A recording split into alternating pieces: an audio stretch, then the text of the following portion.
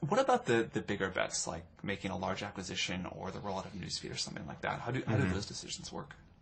So I actually think when you do stuff well, you shouldn't have to do big crazy things, right? So you want to actually evolve in a way where you're working with your community and making steps and learning. So take Newsfeed, for example.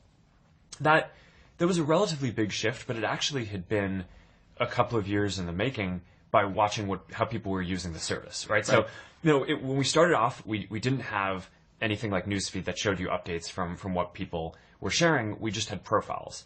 And what we found were, originally one of the big behaviors was people would just click around, right?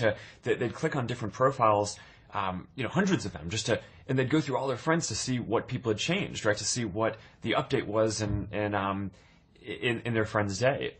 And we learned from that people were not just interested in looking up and learning about a person, but also understanding the day-to-day changes. So, first we made this product that just showed in order which of your friends had updated their profile, right? So that at least told you whose profile to click on. And then, the first version of Newsfeed was really simple. All it did was it basically took the content that people were posting and put it in order on your homepage. So I think when things are working well, you use data and you use the qualitative feedback that you're getting from listening to how your community is using your product to tell you what problems to go solve. And then you basically use intuition to figure out what the solutions to those problems might be. And then you test those hypotheses by rolling them out and getting more data and feedback on that. And then that gives you a sense of where to go. When I look at things like, we bought, the Oculus team for a lot of money, right? I actually view that as, if we'd done a better job of building up some of the expertise to do some of that stuff internally, then, maybe we wouldn't have had to do that. But, instead we hadn't done that. And, the Oculus team is by far the most talented team working on that problem.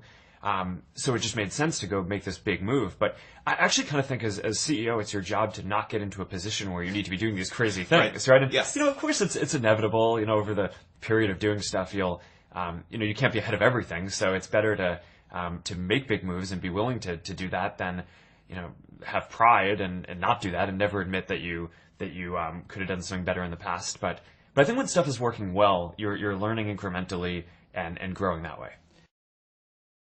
Did you ever regret that decision in that period? Like, were there times where you were like, well, we should have sold?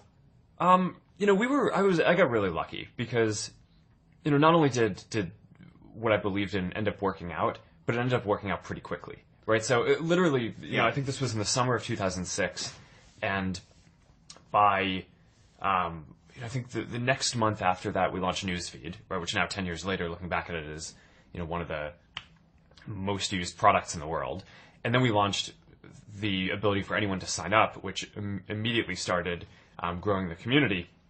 So within a few months after turning down the offer, I think it was actually pretty clear that it was the right decision. But, I think, since then there have been much harder decisions that we've had to make where, sometimes you have to bet on something and either, bet the direction of the company or, bet billions of dollars on something, and it's not going to be clear whether you're right for 5 or 10 years. And, that I think actually can end up being much harder than this one. That's what I want to talk about next. But before we go there, have you ever thought about selling the company again? We're going back. Speaking of Peter, and sort of a closing question, what's the best piece of advice he ever gave you?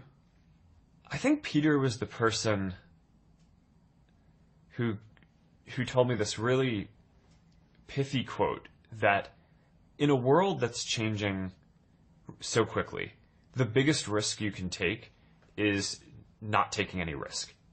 And I really think that that's true, right? I mean, a lot of people I think that, whenever it comes to, whenever you get yourself into a position where you have to make some big shift in direction or do something, there are always people who are going to point to the downside risks of that decision. And locally, they're maybe right? I mean, for any given decision that you're going to make, there's upside and downside. But in aggregate, if you are stagnant and you don't make those changes, then I think you're guaranteed to fail, right? And not catch up. So to some degree, I think it's really right that over time, the biggest risk that you can take is to not take any risks. That is a great place to leave it. Thank you very much.